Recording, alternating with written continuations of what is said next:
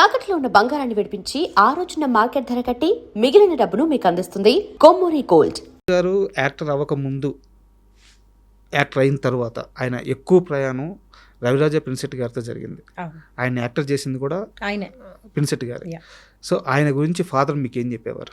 రవిరాజ గారు is like dad's గురువు అనొచ్చు, మెంటార్ అనొచ్చు, ఫ్రెండ్ అనొచ్చు, like best friend or like sometimes frenemy అనొచ్చు. వాళ్ళిద్దరికి ఆ బాండింగ్ ఉండేది, చాలా స్ట్రాంగ్ బాండింగ్. సరదా బుల్లోడు, పెదరాయుడు, ఇంకా చాలా సినిమాలు, పుణ్యభూమి నా దేశము, ఎం ధర్మరాజు ఎంఏ. నాన్నగారు రైటర్గా వర్క్ చేసేవారు, గోస్ట్ రైటర్గా చేస్తూనే ఆ జర్నీలో అనుకోకుండా ఆయన ఒకరోజు ఎం ధర్మరాజు ఎంఏకి యాక్టర్ని చేశారు. చేశాక ఇంకా డాడీ కెరియర్ వెళ్ళిపోయింది. సో వాళ్ళిద్దరికి చాలా మంచి బాండింగ్ ఉండేది. మేము పెదరాయుడు షూటింగ్ అప్పుడు వెళ్ళాను నేను, మేము ఫ్యామిలీ అంతా వెళ్ళినప్పుడు ఆయనతో ఒక చిన్న అది అప్పుడు చూడటమే, వీళ్ళిద్దరికి ఒక ఫ్రెండ్స్ లాగా మంచి బాండింగ్ ఉండేది. అప్పుడప్పుడు తిట్టేవారు డాడీని. అండ్ అగైన్ ఆ ప్రేమ, కోపం అదంతా అన్కండిషనల్ బాండ్ లాగా ఉండేది. సో రీసెంట్గా ఆయనతో మాట్లాడింది నేను పుస్తకావిష్కరణకు ఒకసారి కాల్ చేశాను. ఆయన అప్పుడు చెన్నైలో కొంచెం హెల్త్ బాగోక రాలేదు, but he so fond of my father. And ఆది గారితో నేను ఒక మూవీ చేయాలి అది డైరెక్టర్గా. అప్పుడు ఆయనే అడిగారు, నువ్వు చేస్తున్నావు అంట కదా బాబుతో చెయ్యి అని. So he felt so happy genuinely. Industry నుంచి somebody showing that love and ఇది అంటే అది ఇప్పుడు వచ్చింది కాదు, నాన్నగారి దగ్గర నుంచి స్ట్రాంగ్గా వాళ్ళిద్దరికి ఉన్న బాండ్ నుంచి వచ్చింది. అండ్ నాన్నగారే ఒక ఇంటర్వ్యూలో మాట్లాడుతూ, నన్ను నటుని చేసింది ప్రిన్సెట్ గారు, బట్ నన్ను నా చేయి పట్టుకొని అలా ఇంకో స్థాయికి తీసుకెళ్ళింది మాత్రం ఈవీవి గారు అని చెప్పి చెప్పారు అనమాట. సో ఈవీవి గారి ఫ్యామిలీతో మీకున్న అసోసియేషన్ ఏంటి? ఫ్యామిలీతో అంటే నరేష్ గారితో ఐ ట్రావెల్డ్ బిట్ అండి. నేను ప్రొడక్షన్లోకి వచ్చాక హీ ఈజ్ వెరీ అంటే వెరీ ప్యాషనేట్ గై.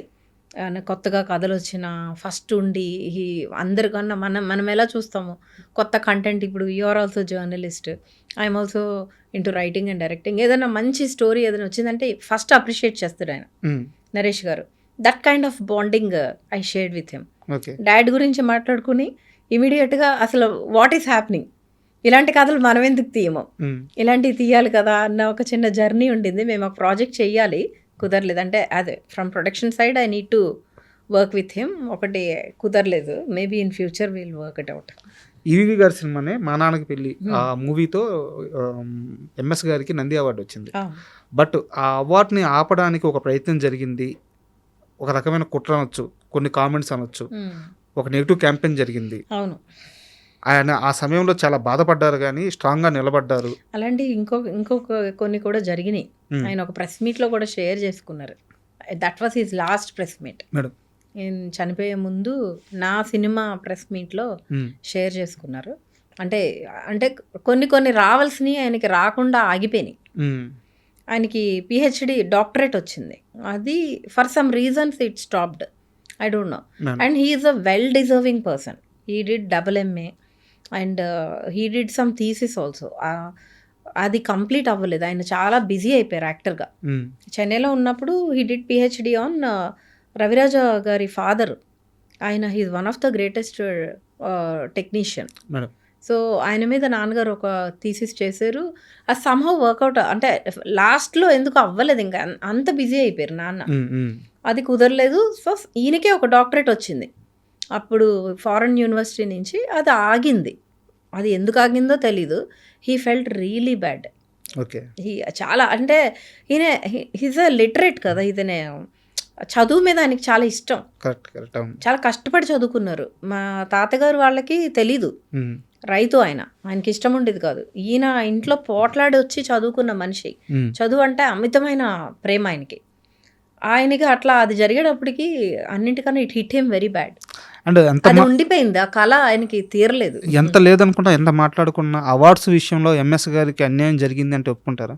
జరిగి ఉండొచ్చండి, కానీ అవార్డ్స్ తోటి కొలలేం కదా. ఇప్పుడున్న people love you cannot measure with any awards. అవును, ఆయనకు ఉండే ప్రేమ. ఈరోజు నేను నిన్న పోస్ట్ పెడితే ఆయన పేజ్లో 28,000, ఇప్పుడు 35,000 లైక్స్ వచ్చినాయి. అవును, నేను ఎక్స్పెక్ట్ చేయలేదు. అంటే ఇంత ప్రేమ నాన్న మీద, అది ఎవరు ఆపలేరు కదా. Correct it is correct beyond awards, it is beyond doctorate, it is beyond anything. Correct. That love is there, అది అన్కండిషనల్, ఎవరు ఆపలేరు, ఎన్నైనా ఆపిన. అంటే ఏం లేదు, యాక్చువల్గా ఆడియన్స్ లవ్ అనేది అది ఒక ప్యూరిటీ మేడం, దానికి ఇంకా ఫిల్టర్ ఉండదు, అదొక స్వచ్ఛమైన ప్రేమ. బట్ ఇప్పుడు కొన్ని దశాబ్దాలు దాటిన తర్వాత అయినా కొలవడానికి పద్మశ్రీ వచ్చిందా, డాక్టరేట్ వచ్చిందా, ఇలాంటి కొలమానాలు వచ్చే రోజులు ఉన్నాయి. వచ్చేవి ఆగినాయి, ఆయనకి రావాల్సినంత అయితే రాలేదు, రావాల్సినంత. కానీ మేము అది మేము చూడట్లేదు, ఆ పార్ట్ ఎప్పుడు చూడలేదు. ఇట్స్ ఓకే, మనిషి ఎంత అచీవ్ చేసినా ఇంకేదో రావాలని ఉంటుంది మనకి. We're happy with what he is happy. Only దా చిన్న పెయిన్ ఉండేది, ఇలాంటివి జరిగినప్పుడు బాధపడేవారు. అగైన్ మళ్ళీ heal come back and he work. Jersey సినిమాలో ఒక సీన్ ఉంటుంది మేడం, ఆ బాబు క్రికెట్ ఆడడానికి వస్తే, నాని కొడుకు క్రికెట్ ఆడడానికి వస్తే వాళ్ళ ఫ్రెండ్ ఉండి, అరే మీ నాన్న ఫోటో ఈరోజు కూడా పేపర్లో వచ్చింది అనగానే ఇట్టా ఒక గర్వంతో అట్ట తలెత్తి నవ్వుకుంటూ అటు తిరిగి వెళ్ళిపోతాడు అనమాట. ఎంఎస్ గారి విషయంలో మీకు అలాంటి మూమెంట్ ఏ సినిమాతో వచ్చింది? మా నాన్నకి పెళ్ళికి వీవర్ అంటే అంత ఎస్టాబ్లిష్డ్, అంత మా మదర్ టీచర్ భీమవరంలో, షీ వర్క్ చేస్తున్నారు, ఇంకా నాన్న ఇక్కడ ఉన్నారు. నేను నాన్న దగ్గర ఉండేదాన్ని, మా బ్రదర్ అమ్మ దగ్గర ఉన్నాడు. సో ఈ సినిమా రిలీజ్ అయింది, మేము ఒక సింగిల్ రూమ్లో ఉండేవాళ్ళం ఇక్కడ అల్లారెడ్డిగూడలో. ఈ సినిమా 100 days ఫంక్షన్కి పిలిచారు ఆర్ఎఫ్సికి. సో వెళ్ళాము, it was very nice vibe. అప్పట్లో చాలా బాగుండేవి, అప్పటికి ఇప్పటికి లాట్ ఆఫ్ డిఫరెన్స్. సో అక్కడికి వెళ్ళి నాన్నగారే హోస్ట్ చేస్తున్నారు, పంతులు గెటప్ వేసుకుని హోస్ట్ చేస్తున్నారు. He was anchoring. మధ్యలో తెలిసింది ఇట్లా నంది అవార్డ్ వచ్చిందని. దట్ వాజ్ అ మూమెంట్ అండి, యూ డోంట్ బిలీవ్. అంత హ్యాపీనెస్ ఇంకా తర్వాత అంటే that was the first thing. Next ఆ మూమెంట్ తర్వాత ఇట్లా వెళ్ళే గ్రాఫ్ ఆ ఇయర్లో ఇట్లా వెళ్ళింది స్ట్రైట్. 56 ఫిలిమ్స్ చేశారు. I use to write his diary. 1 yearలోనా? 1 yearలో 3 షిఫ్ట్లు. అసలు మాకే అదొక డ్రీమ్ లాగా అయిపోయింది. ఒక మనిషి కెరియర్ ఇట్లా అలా షిఫ్ట్ అవ్వడము నేను నా కళ్ళతో చూశాను. That was the first moment, is the best moment ever. మా నాన్నకి పెళ్ళి, సూపర్. మా పాప పుట్టింది అప్పుడే. పాప పుట్టింది ఇంకా ఆయన హీ ఆల్వేస్, అది ఒక ఇంటర్వ్యూలో కూడా చెప్పారు, తనకి నైరుతి అని పేరు పెట్టారు. ఎందుకంటే మలమల మాడిపోతుంటే నైరుతి ఋతుపవనం లాగా మా లైఫ్లోకి వచ్చింది.